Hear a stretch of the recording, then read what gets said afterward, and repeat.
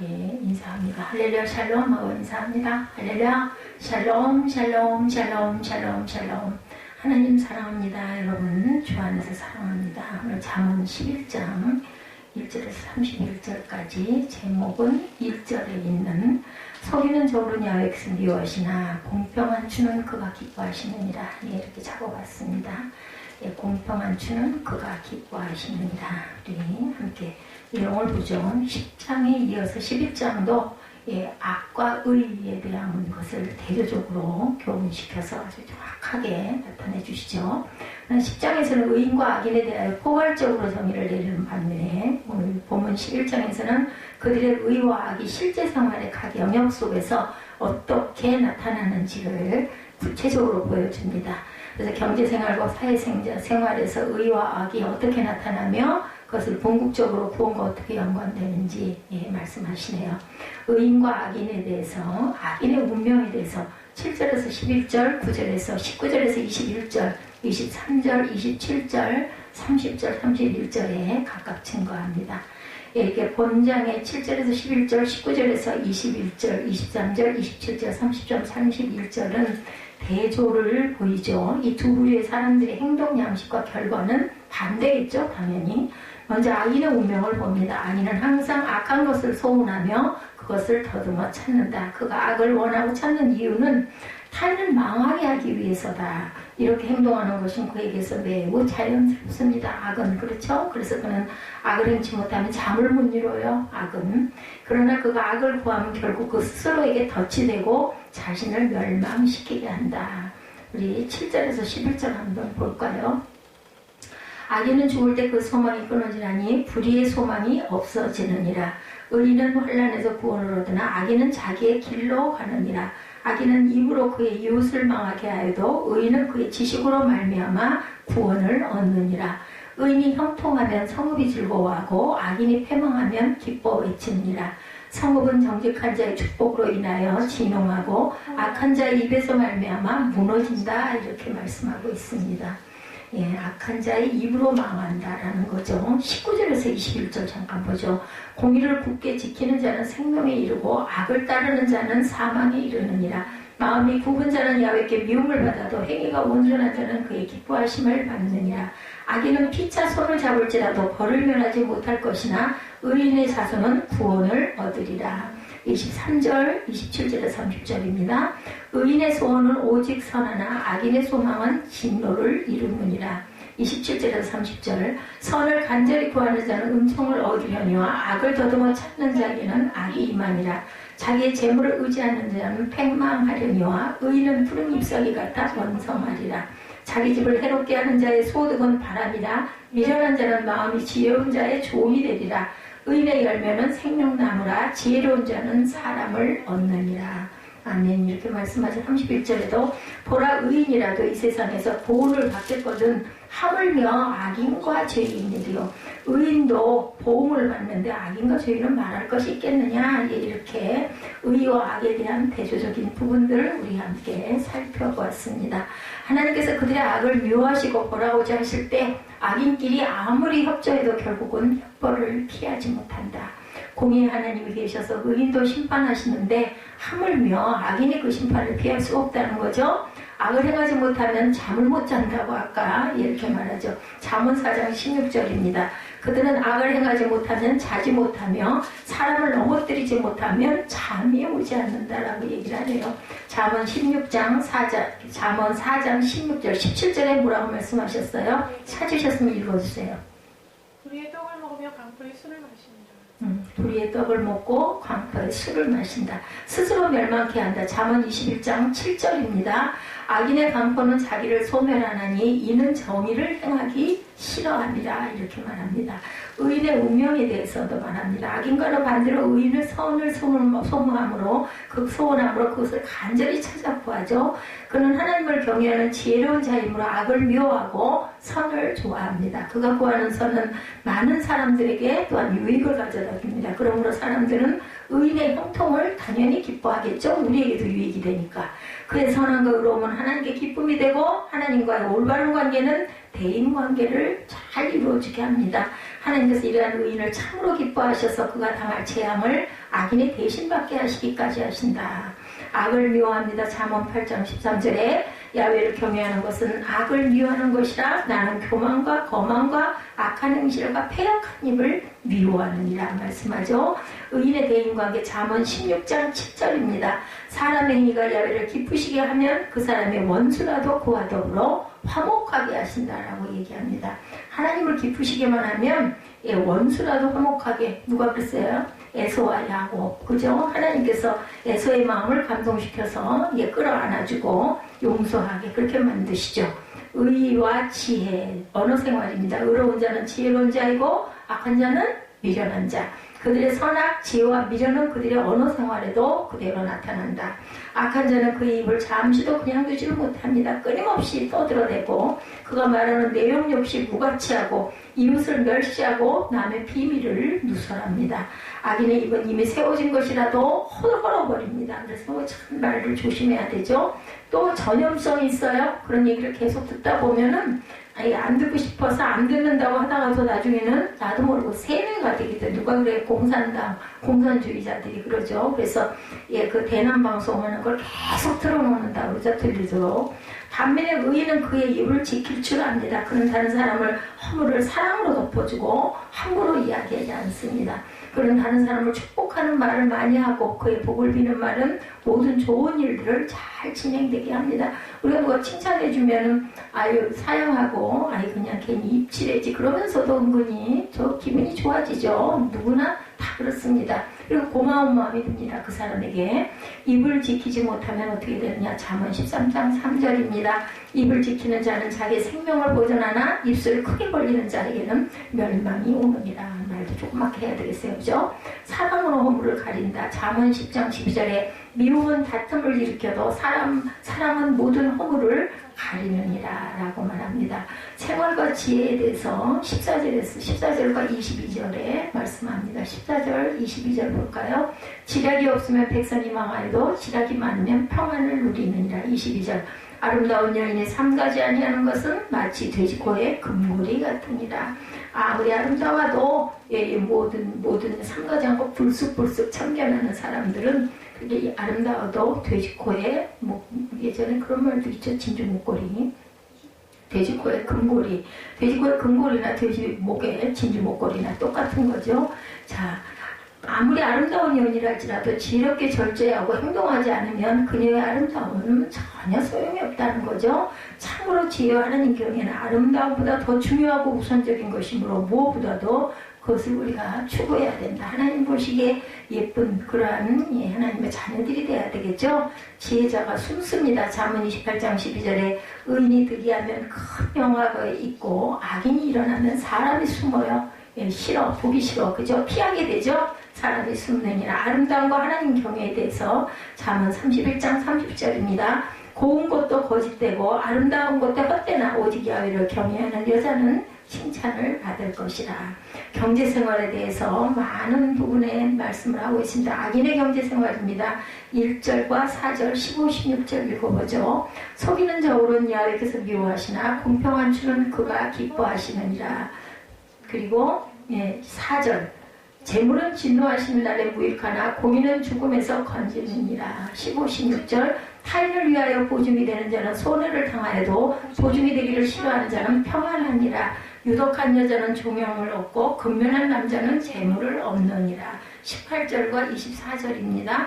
악인의 삭은 허무하되 공의를 뿌린 자의 상은 확실하니라. 24절 흩어 구제하여도 더욱 부하게 되는 일이 있나니 과도히 아껴도 가난하게 될 뿐이라. 26절과 28절 곡식을 내놓지 아니하는 자는 백성에게 저주를 받을 것이나 파는 자는 그의 머리에 복이 많으리라 라고 합니다. 자기의 재물을 28구절 자기의 재물을 의지하는 자는 패망하려니와 의인은 푸른 잎사귀 같아 번성하느니라. 자기 집을 해롭게 하는 자의 소득은 바람이라. 미련한 자는 마음이 지혜로운 자의 종이 되니라. 미련한 자는 마음이 지혜로운데 아무리 돈이 많아도 결국은 종생활밖에 할 수가 없다는 거죠. 악인은 무엇보다 재물을 얻는 것에 마음이 빠져있기 때문에 재물 얻기 위해서는 수단과 방법을 가리질 않죠. 그는 저울을 속이고 매점내석하고 재물을 모으는데 하나님은 이 모든 방법을 미워하시고 그렇게 해서 모은 악인의 재물은 모두 결국 흩어버리신다. 그런 소유는 허무하게 다른 사람의 손으로 돌아가고 자신은 그것을 누리지 못하고 뭐가 돼? 종이 돼. 그게 뭐의 종이 될까요? 그 재물의 종이 되겠죠. 그의 부정축제는 심판날에 진노를 쌓는 행위다. 소유가 다른 사람에게 돌아갑니다. 시편 49편 10절입니다. 그러나 그는 지혜 있는 자도 죽고 어리석고 무지한 자도 함께 망하며 그들의 재물은 남에게 남겨두고 떠나는 것을 보게 되리라. 예수님도 말씀하시죠. 네 재물이 누구께 되냐라고 말씀합니다. 의인의 경제생활에 대해서 의인은 공평한 추를 사용하며 근면히 일하여 재물을 모읍니다. 1절에 말하죠. 속이는 저울은 야외께서 미워하시나 공평한 추는 그가 기뻐하시느니라. 그래서 오늘 제목이 공평한 추입니다. 자, 그는 재물과 하나님 중에서 하나님을 선택할 줄 아는 지혜로운 자죠. 하나님이 그를 기뻐하시고 더욱 윤택하게 해주신다. 공평한 추는 하나님이 기뻐하시죠. 손을 펴서 도와줍니다. 신명기 15장 11절에도 땅에는 언제든지 가난한 자가 그치지 아니하겠으므로 내가 네게 명령하이르노니 너는 반드시 내 땅 안에 내 형제 중 곤란한 자와 궁핍한 자에게 네 손을 펼치라고 말씀합니다. 재물과 하나님 마태복음 6장 14절이죠. 한 사람이 두 주인을 섬기지 못할 것이니 꼭 이를 미워하고 저를 사랑하거나 호기를 중히 여기고 저를 경히 여깁니다. 너희가 하나님과 재물을 겸하여 섬기지 못하느니라. 의와 악의 특성에 대해서 말합니다. 2, 3절입니다. 2, 3절, 5, 6절. 교만이 오면 욕도 오거니와 겸손한 자에게는 지혜가 있느니라. 정직한 자의 성실은 자기를 인도하거니와 사악한 자의 폐역은 자기를 망하게 하느니라. 5, 6절입니다. 완전한 자의 공의는 자기 길을 곱게 하려니와 악한 자는 자기의 악으로 말미암아 넘어진다. 6절. 정직한 자의 공의는 자기를 건지려니와 사악한 자는 자기의 악에 잡힙니다. 17절입니다. 인자한 자는 자기 영혼을 이롭게 하고 잔인한 자는 자기 몸을 해롭게 한다라는 거죠. 자기 몸이 잔인한 사람들은 죄를 짓고 나면 자기 몸이 좋을 리가 없어요. 일찍들 죽죠. 누가 그랬어요? 가룟 유다가 대표적인 증거죠. 악인의 특성으로는 교만, 사특, 잔인이 제시되고 있습니다. 그런 그의 특성들로 악인들로 하여금 욕을 받고 넘어지고 망하고 악에 사로잡혀 스스로 죽음을 당하게 하죠. 악이란 마치 날카로운 칼과 같아서 그것으로 타인을 해롭게 하고자 하는 사람은 그 자신도 그것으로 인해서 결국은 해를 받습니다. 그런 말이죠. 칼을 쓰는 사람은 결국 칼로 망한다. 뿐만 아니라 그런 자와 동행하는 자 역시 동일한 해를 받게 됩니다. 결국 악은 그것을 행하는 자는 물론이요 그와 관계된 모든 일을 망하게 한다는 거죠. 악인의 결국에 대해서 잠언 17장 20절입니다. 마음이 굽은 자는 복을 얻지 못하고 혀가 패역한 자는 재앙에 빠지느니라. 악인과 동행하면 해를 받습니다. 13장 20절입니다. 지혜로운 자와 동행하면 지혜를 얻고 미련한 자와 사귀면 해를 받느니라. 의의 특성에 대해서도 말씀하죠. 의인에 대하여 겸손과 지혜와 정식과 성실과 완전과 인자 등의 특성을 소개하고 있습니다. 의인의 이러한 특성은 그의 길을 곱게 하고 바른 길로 인도하고 결국 구원에 이르게 합니다. 우리의 목적은 구원이에요. 뭐가 있겠어요? 세상에 결국 끝이 있는데 마지막에 우리 구원받는 것처럼 중요한 목적은 없습니다. 본문은 온갖 위험으로 가득 찬 세상에서 안전에 이르는 가장 확실한 방법은 정직하고 의로운 삶이다 라고 강조합니다. 물론 현실 세계에 있어서 정직하고 의로운 삶이 반드시 어려움과 재난을 막아주는 보장이 되는 건 아니에요. 결국 가끔은 그저 엄청난 손해를 볼 때도 있습니다. 오래 걸리기도 합니다. 억울하기도 합니다. 본문의 구원이란 현실을 넘어서서 영적이고 영원한 것에까지 연결되는 거죠. 당연히 구원은 영혼을 바라봅니다. 뿐만 아니라 지혜로운 사람은 좋은 영향력을 발휘해서 다른 사람들을 의로운 길로 인도하기도 합니다. 의인과 안전에 대해서 잠언 18장 10절입니다. 야훼 이름은 견고한 망대라 의인은 그리로 달려가서 안전함을 얻느니라. 견고한 망대라 그러죠. 여호와의 이름은 당연히 의인은 그리로 달려갑니다. 야훼께 달려가서 거기서 구원을 얻죠. 인도자가 된 의인에 대해서 잠언 12장 26절입니다. 의인은 그 이웃의 인도자가 되나 악인의 소행은 자신을 미혹한다. 악인의 소행은 자신 스스로까지도 미혹합니다. 그 미혹에 빠져서 결국은 그 함정에서 벗어나지 않으면 멸망하죠. 결국은 사망합니다. 의와 악은 단순히 개념적인 것만이 아니죠. 사단이에요. 사단. 그것은 매일의 삶에서 행해지는 의로운 행위와 악한 행위를 가리키기도 하는데 그들의 의와 악은 스스로와 타인에게 막대한 영향력을 끼칩니다. 우리 그리스도인들은 의인의 삶에서 빛과 소금으로 의롭고 선하게 살아가야 되겠죠. 그래서 나뿐만 아니라 빛의 하는 그 일이 뭐예요? 비추는 거죠. 세상을. 나뿐만 아니라 주변에 타인에게 내 이웃에게 빛을 비춰야 되겠죠. 좋은 영향력을 끼치고 하나님께 영광 돌리는 결론은 하나님께 영광 돌리는 삶. 하나님이 가장 기뻐하시는 것은 우리가 구원을 얻고 하나님께 영광이 되는 것을 기뻐합니다. 하나님이 기뻐하시는 공평과 정직의 추죠. 공평과 정직의 추. 기뻐하시는 정직의 추입니다. 공평한 추는 그가 하나님이 기뻐하시는도다. 오늘 본문의 말씀은 이웃과의 관계에서 어떻게 살아야 할 것인가를 알려주시는 말씀들이죠. 다시 말해서 하나님의 자녀된 우리 성도들이 우리의 이웃과 이 사회에 어떻게 빛이 되고 어떻게 소망이 될까 이것을 보여줍니다. 하나님의 자녀된 우리들이 우리의 이웃과 이 사회에 어떤 것을 끼치고 살아가는가 대단히 중요합니다. 세상에 태어났으면 그죠? 빛의 부시를 해야지 그것도 못하고 결국은 흑암의 부시를 하고 가서는 안 되죠. 자, 주님의 최후의 그 분부, 선교의 명령이죠. 가서 제자 삼아라. 그래서 내가 너희와 함께하리라. 마태복음 19장에서도 말씀하죠. 하나님의 자녀된 우리 성도들이 우리의 이웃과 이 사회에 어떻게 살아가느냐 굉장히 중요합니다. 우리 성도들이 어떻게 살아가느냐에 따라서 이 세상이 우리 교회를 평가하고 그 평가가 달라집니다. 예수쟁이 지난해나 같아 이렇게 돼서는 안 되겠죠. 예수쟁이 다르긴 다르더라 이런 말을 들어야 됩니다.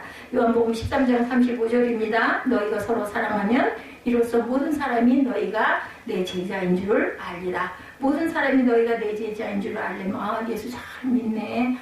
참 예수 신실하게 믿는 사람이야 이런 소리를 듣게 되죠. 이 말씀대로 우리가 살아가야 되는데 이 세상 모든 사람이 내가 살아가는 모습을 보고 예수의 제자인 줄을 알아야 되겠죠. 나의 삶의 모습에서 예수를 아는 향기가 나야 된다. 고린도후서 2장 15절이죠. 그래서 세상 모든 사람들이 내가 예수의 제자임을 하게 해야 되겠다. 모든 사람이 너희가 내 제자인 줄 알리라. 내가 너희를 사랑한 것까지 너희도 서로 사랑하라는 계명을 주시면서 주님은 이 세 계명을 서로 지키며 사랑하라. 하나님을 사랑하고 이웃을 사랑하라 말씀하십니다. 모든 사람이 너희가 내 제자인 줄 알리라. 우리 성도들이 주님의 새 계명대로 서로 사랑하는 모습을 보여주지 못해서 주님의 피로 사신 교회가 세상으로부터 욕을 먹지 말아야 되겠죠. 욕을 당하지 말아야 됩니다. 오늘 본문 말씀에서 일러주시는 하나님의 자녀된 우리 성도들이 우리의 이웃과 이 사회에 어떻게 의롭게 살아서 빛이 되고 본이 될 수 있는지를 판단하는 기준의 측도가 되죠. 추구입니다. 추라는 거 아시죠? 추가 반드시 잘 있어야 좌로나 우로나 치우치지 않아야 온전하게 바르게 가죠. 속이는 저울이 아닌 정직한 저울의 공평한 추 1절이죠. 속이는 저울은 여호와께서 미워하시나 공평한 추는 그가 기뻐하시느니라. 딜라이트, 히즈 딜라이트라고 증거하고 있습니다. 오늘을 살아가는 우리 사회의 공평한 정직의 추가 사라진 지 오래라고들 말하지만 그러나 이 사회가 우리의 기억 속에 부정과 비리, 부패와 타락의 모습으로 비춰지고 남아있는데 아마도 이 시대상으로 생각하면 TV의 화면들을 통해서 우리가 많이 보죠. 그런 것들을 부정과 비리, 부패와 타락에 연루되어 구속되는 모습들 언론은 뭐가 떠올라요? 정치인들, 그죠? 싸움들이 왜 그렇게 많고 구속은 왜 그렇게 많고 대통령 임기가 끝나고 나면 그 이후에 대통령들은 또 왜 그렇게 투옥되는 사건들이 많은지 우리나라만 그런 건지 모르겠어요. 공평과 정직의 주님은 우리에게 너희는 세상의 소금이고 빛이라고 말씀하셨는데 우리 성도들은 이 세상에서 소금의 사명을 감당하며 살아야 되고 빛의 사명을 감당하여 살아야 된다라는 말씀이에요. 우리 사명이 우리 소명이 소금이고 빛입니다. 예, 소금은 음식에 없어서는 안 될 아주 귀한 예, 그러한 그 성분이죠. 빛이 없으면 우리가 세상을 어떻게 살아가겠어요. 예, 깜깜한 밤만 있다면 우리가 무엇을 하고 살겠으며 예, 그 뭐 전기도 사람이 만든 것이지만 그 빛이라도 있어야지 뭘 보지 않겠습니까? 그래서 오늘 본문에서 구체적으로 예, 말씀하고 계시는 그 재물의 축도 어떤 빛으로 살아갈 것인지 공평한 추는 그가 기뻐하시는데 그 기뻐하시는 것 예, 공평이라는 것은요 예, 샤렘 완전한 충만한 공정함을 뜻합니다. 원어로 예, 샤렘으로 나타나 있습니다. 사전적 의미를 공평은 천칭에서 어느 쪽으로도 기울어지지 않는 상태 그렇죠. 이것은 세상이 말하는 기준이고 성경의 말씀은 공평은 저울이 아니라 뭐라고 그래요? 하나님이 공평이시죠. 공평하신 하나님 우리 찬양하죠. 하나님 보시기에 공평하다 그것을 인정하죠. 하나님이 기뻐하시느냐 하나님이 받아들이시느냐 하나님께서 공평의 기준이 된다는 거죠. 공평한 추는 그래서 그가 기뻐하십니다. 속이는 저울은 하나님께서 미워하시기에 공평이 될 수가 없습니다. 우리는 공평한 추가 꼭 돼야 합니다. 정직한 저울은 하나님께서 기뻐하시기에 공평이 됩니다. 그래서 정직한 저울의 추가 공평한 추가 되는 거죠. 이는 공정한 상거래를 요구하시는 말씀이기도 합니다. 자, 공평한 추를 그가 기뻐하시는데 공정한 상거래를 요구하시면 재물과 관련된 문제로 깨끗한 재물, 의로운 재물을 가져야 된다. 이렇게 땀 흘려 수고한 것의 열매는 반드시 거두신다라고 말씀하죠. 재물 자체는 의로울 수도 불의일 수도 없다. 다만 누가 가지느냐, 어떻게 모으느냐, 어떻게 그 모은 것을 땀 흘려 번 것을 어떻게 사용하느냐 여기에 따라서 재물이 깨끗하기도 하고 더럽기도 합니다. 재물 자체가 나쁜 건 아니에요. 그죠? 부자가 잘못된 건 아닙니다. 그 부자가 그 부를 어떻게 세상에 사용하다 가느냐 이것이 중요하죠. 청교도들은 그래서 자녀에게 절대로 재산을 남기고 가지 않는다고 그래요. 그걸 끝까지 다 정리하고 예, 좋은 일을 다 하고 아무것도 없는 상태로 자녀에게는 예, 가르침, 교육만 남겨놓고 간다고 하죠. 교육과 믿음이겠죠. 하나님을 믿는 믿음. 의로운 재물이 되기도 하고 불의한 재물이 되기도 합니다. 누구에게 어떻게 가느냐에 따라서 개처럼 벌어서 모처럼 쓴다 그래요. 정승처럼 쓴다. 우리나라의 속담에도 있죠. 세상적인 의미에서 재물은 버는 것보다 쓰는 것이 더 중요하다. 누군가 그러더라고요. 저도 예, 잠깐 들어보니까 예, 자기 장점이 뭐냐고 이제 물어봐요. 예, 남녀가 만났어요. 그래가지고 예, 얘기를 하면서 선을 보면서 얘기를 하면서 물어봅니다. 잘하는 게 뭐냐 그랬더니 이 여자분이 그 얘기를 하더라고요. 돈 잘 쓰는 거예요. 그러니까 남자가 기가 막히다는데 웃으면서 그 진담 아니죠? 얘기를 하면서 뭐 우리 집에 어떤 사람들 보니까 백 하나에도 막 1,000만 원도 하고 뭐 자동차 하나에도 뭐 억도 있는데 뭐 돈 쓰는 게 뭘 그렇게 어렵냐라고 물어보니까 그건 그냥 쓰는 거죠. 어떻게 잘 쓰는지 그게 중요한 건데 그거 굉장히 어려워요 라고 얘기를 해서 제가 이제 동의를 했습니다. 맞아요. 잘 써야 됩니다. 자, 창기의 번동과 개 같은 자의 소득은 아무 선한 말로든지 내 하나님 야훼 전에 가져오지 말라 이렇게 나타나 있어요. 창기의 번동과 개 같은 자의 소득. 개 같은 자는 사람이 아닌 개 같은 자는 어떤 자든지 아시겠죠? 하나님 야훼 전에 절대 가져오지 말라. 이 둘은 다 내 하나님 야훼께 가증한 것이다. 신명기 23장 18절에 나와 있는 말씀입니다.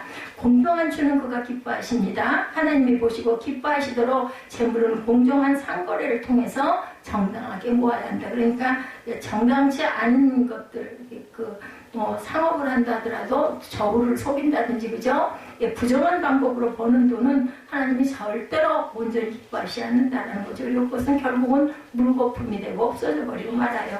우리 뭐 로또 맞고 나면 그 사람들 나중에 그 삶을 보면은 다들 잘못되어 있는 사람들이 거의 다라는 얘기가 그래서 그런 게 아닌가 싶습니다.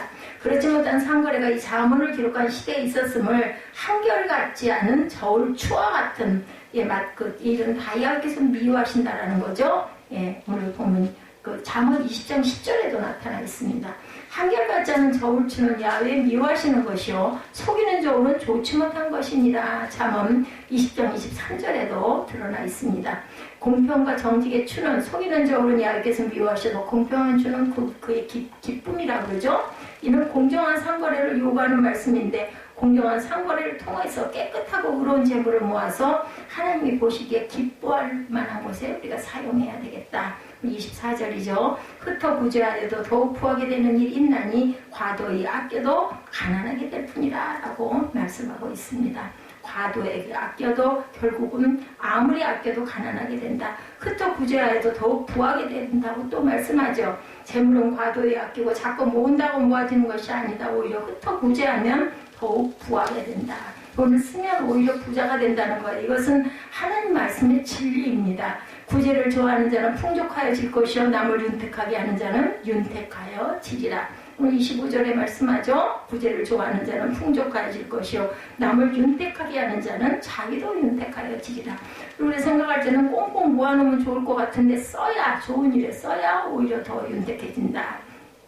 이런 진리를 우리가 삶 속에서 체험하지 못하는 사람들에게는 말도 안 돼. 이렇게 들리죠. 공한 소리로 들리지만 돌아오는 우리 믿음의 크기를 말해주고 있습니다.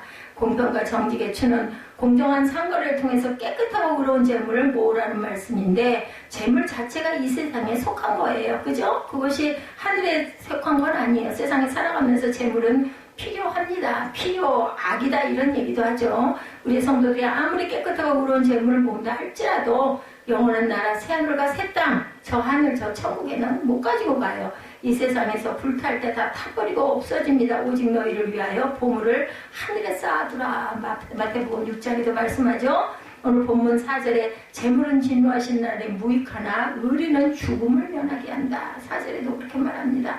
재물은 진노하신 날에 무익하나 공의는 죽음에서 건지느니라 라는 말씀이죠. 아끼고 아껴서 쌓아놓은 재물이지만 하나님의 진노 앞에서는 아무 소용이 없다. 그것이 의인의 재물이든 악인의 재물이든 그 재물로 하나님의 진노를 막을 수는 절대 없습니다. 자기의 재물로 아무도 결코 그 형제를 구속하지 못하며 저를 위하여 하나님께 속전을 바치지도 못할 것은 저희 생명의 구속이 너무 귀하며 영영이 못할 것입니다. 시편 49편 7, 8절입니다.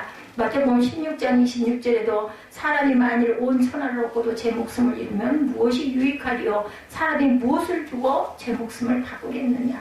코로나 바이러스가 걸리면 돈이 아무리 많아도 그죠? 뭐 생명을 조금 연장할 수는 있겠지만 그거 뭐 아무 소용이 없는 거죠. 사람이 무엇을 주고 제 목숨을 바꾸겠느냐? 이 땅에 사는 사람의 생명이 온 천하보다 귀하다는 말씀에 그래서 한 영혼이 천하보다 귀한 게 맞습니다. 하물며 예수의 십자가 보혈로 구속된 생명이야 얼마나 귀중하겠느냐. 영원한 생명 귀합니다. 온 천하를 창조하신 주님의 계속하신 생명이죠. 이 사실 하나만 제대로 알아도 늘 울어도 눈물로 못 갚을 줄 알아. 이 찬송했어요. 몸밖에 드릴 것 없어 이 몸 바칩니다. 주님께 고백할 수밖에 없는 우리죠. 몸밖에 드릴 것이 없어. 귀한 재물 아무 소용이 없어요. 이런 마음으로 주님을 섬기고 이런 마음으로 주님의 말씀을 순종해서 서로 사랑하라고 하나님께서 말씀하시죠. 주님이 나를 사랑하신 것 같이 나도 내 형제 내 이웃을 사랑하여서 세상 모든 사람이 내가 예수의 제자인들 줄 알게 해야 되겠다는 거죠. 의인과 악인의 축도라고 또 두 번째 말씀합니다. 공평의 추는 6절이죠.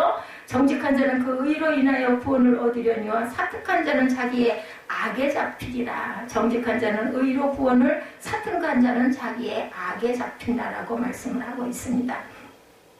공평과 정직의 추를 우리가 의인과 악인의 축도로 우리가 온전하게 가지고 갈 줄 알아야 되겠다라는 거죠.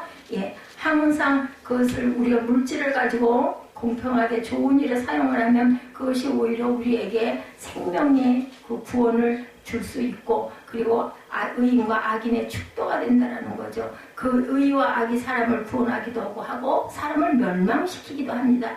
의인은 잠언 13장 6절입니다. 행실이 정직한 자를 보호하고 악은 죄인을 패망하게 하느니라고 말씀합니다. 정직한 자는 그 의로 구원을, 사특한 자는 자기의 악에 사로잡힌다. 정직한 자와 사특한 자로 완전한 자와 악한 자로 5절이죠.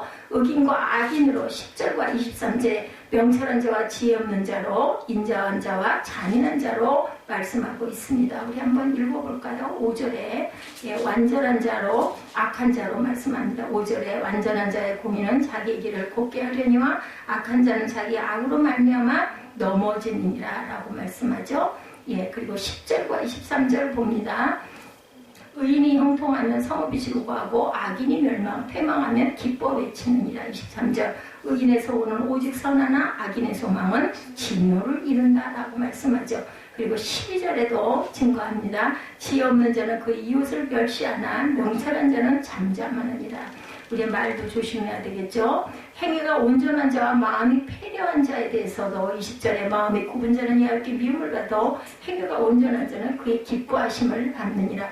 곡식을 파는 자와 내지 않은 자로 26절입니다. 곡식을 내놓지 아니하는 자는 백성에게 저주를 받을 것이나 파는 자는 그의 머리에 복이 임하리라. 그래서 요셉이 그렇게 아주 지혜롭게 그 흉년이 들었을 때 곡식을 잘 해서 팔아가지고 애굽도 구제하고 곡식이 없는 자들에게도 그것으로 인해서 생명을 연장해 주죠. 27절에 보면 선을 구하는 자와 악을 찾는 자, 선을 간절히 구하는 자는 은총을 얻으려니와 악을 더듬어 찾는 자에게는 악이 임하리라는 것. 악을 절대로 가까이 하지도 마라. 서로 대비시켜놨어요. 이렇게 둘로 나눈 기준이 바로 공평과 정직의 추리입니다. 그죠? 사무엘상 12장 2절에서 4절에 이제 왕이 너희 앞에 출입하느니라. 보라, 나는 늙어 머리가 희었고 내 아들도 너희와 함께 있느니라. 내가 어려서부터 오늘날까지 너희 앞에 출입하였거니와 내가 여기 있나니 야훼와 아까 그 기름 부음을 받은 자 앞에서 내게 대하여 증거하라. 내가 네 소를 취하였느냐, 네 나귀를 취하였느냐, 누구를 속였느냐, 누구를 압제했느냐, 내 눈을 흐리게 하는 뇌물을 네 손에서 취하였느냐. 그리하였으면 내가 그것을 너에게 갚으리라. 그들이 가로되 당신이 우리를 속이지 아니하였고 압제하지 아니하였고 네 손에서 아무것도 취한 것이 없나이다. 이렇게 야훼와 아까 그 기름 부음 받은 자 앞에서 내게 대하여 증거하라 말씀합니다. 사무엘이 사울을 이스라엘 왕으로 세운 후에 하나님 아까 기름 부음 받은 자 곧 사울왕 앞에서 어려서부터 늙어 머리가 희어지도록 이스라엘 백성들 앞에 출입해서 지금까지 사람 자신의 삶을 공평과 정직의 추로 바라보라고 합니다. 바라본 결과 당신이 우리를 속이지 아니하였고 압제하지 아니하였고 네 손에서 아무것도 취한 것이 없나니라는 것이 백성들의 대답이었어요. 사무엘이 이렇게 공평과 정직의 추가 돼야 되겠죠. 이름 그대로 공평한 정직한 사무엘이 되기를 주님의 이름으로 축복합니다. 의인과 악인, 정직한 자와 사특한 자를 판단하는 축도다. 세상에 말하는 공평과 정직의 추가 아니죠. 하나님이 보시기에 좋았더라가 돼야 됩니다. 창세기 1장 4절이죠. 하나님이 보시기에 공평하고 정직해야 된다. 하나님이 기쁘게 받아들이셔야 한다. 다시 말해서 하나님께 영광이 돼야 된다라는 거예요. 마태복음 5장 16절이죠. 이같이 너희 빛을 사람 앞에 비추게 하여 저희로 너의 착한 행실을 보고 하늘에 계신 너의 아버지께 영광을 돌리게 하라 말씀합니다. 너희 착한 행실을 보고 하늘에 계신 하나님 아버지께 저와 여러분이 영광을 돌리는 귀한 그릇들이 돼야 되겠죠. 예수님의 산상보훈에서 일러주신 말씀입니다. 너희가 세상에서 빛과 소금의 사명을 다하여 살아가는 모습, 착한 행실을 보고 예수 믿지 않는 사람들이 하늘에 계신 하나님 아버지께 영광을 돌리게 하라는 말씀이죠. 그러니까 그들에게 본이 되어야 되죠. 그들에게 증인, 증거가 되어야 된다. 나의 삶의 모습을 보고 불신자가 하나님께 영광을 돌리는 삶, 이런 삶을 우리 성도들이 살아갈 때 이 사회가 어찌 하나님의 교회를 욕하겠느냐. 사무엘이 이스라엘 백성들 앞에서 공평과 정직의 추로 자신을 바라보라고 이렇게 다 고운 장담을 할 정도로 자신은 정말 깨끗하기 때문에 너희들 어떻게 생각하느냐 했더니 당신은 공평한 추라고 얘기하죠. 자, 이스라엘 백성들이 하나님 앞에 기름 부음 받은 자 앞에서 온 이스라엘 백성들의 자신의 지도자 사무엘을 공평과 정직의 추로 바라보고 당신이 우리를 속이지 아니하였고 압제하지 아니하였고 네 손에서 아무것도 취한 것이 없나이다라고 고백을 받는 그러한 당당한 공평과 정직의 추가 되어야 되겠다. 의인과 악인을 판단하는 축도이기도 하죠. 오늘 살아가는 우리 시대에 공평과 정직의 추로다라고 조금 더 기울어지지 않는 사무엘 같은 지도자가 꼭 나와야 되겠죠. 대통령이 그렇게 나와야 합니다. 공평과 정직의 추로다라와 조금 더 기울지 않는 하나님께 기쁨 드리고 영광을 돌리는 예수 그리스도의 사람으로 우리 모두가 살아가야 할 줄로 믿습니다. 여기서 진정한 교회 개혁이 이루어집니다. 여기서 진정한 이 나라 이 민족의 개혁이 이루어질 줄 믿습니다. 이 코로나 바이러스를 통해서 좀 두려움들을 갖고 세상에 악한 일을 경영했던 사람들이 있으면 내가 살아 이거 가지면 뭐할까 이런 질병이 앞으로도 계속 끊임없이 올 텐데 내가 회개하고 하고 돌이켜야겠다 이런 마음들을 품으면 그는 사는 생명이 되겠죠. 살 수 있는 생명이 됩니다. 기회를 주신 거예요. 저는 그렇게 생각합니다. 세 번째로 보응의 축도입니다. 네, 의로운 축도 그리고 보응의 축도 31절에 뭐라고 말씀합니까? 마지막 절 보라 의인이라도 이 세상에서 보응을 받거든 하물며 악인과 죄인이 어떻게 보응을 받지 않겠느냐라는 거죠. 예, 이게 보응을 받겠거든은 갚다, 배상하다, 회복시키다는 뜻을 갖고 있어요. 예, 샤람으로 나타나 있어요. 보응, 샤람. 그러므로 보상을 의미하는 긍정적으로도 징벌을 의미하는 부정적으로도 볼 수가 있다. 이 본절에서 징벌의 의미로 의인도 자기 행위대로 징벌을 받겠거든 하물며 악인이야 당연한 거죠. 징벌을 받겠죠. 의인이라도 세상에서 보응을 받습니다. 잘한 건 잘한 것대로 그죠? 모세는 무리바에서 반석을 2번 침으로 그렇게 소망하던 가나안에 들어가지 못했어요. 혈기가 이렇게 독이 된다라는 거죠. 우리가 참 다스리지 못하는 혈기입니다. 신명기 32장 51절이죠. 다윗은 우리아의 아내를 범함으로 압살롬의 정변으로 가정이 파탄나고 나라가 혼란을 겪게 됩니다. 사무엘하 15장 10절에 증거하죠. 의인이라도 그 범죄에 대한 징벌을 받는데 악인의 범죄는 반드시 징벌을 받게 되고 더욱 엄중한 형벌을 당연히 받겠죠. 의인이라도 이 세상에서 보응을 받습니다. 예, 의인도 악인도 이 세상에 어느 누구도 지은 죄에 대해서는 예외가 없습니다. 다시 말해서 하나님의 공의 앞에서 모든 사람이 심판 아래 놓여지고 철저한 보응을 받을 수밖에 없다. 참으로 놀라운 것은 오직 예수 그리스도의 보혈의 피로 징계를 면할 수 있는 길을 열어주신 거죠.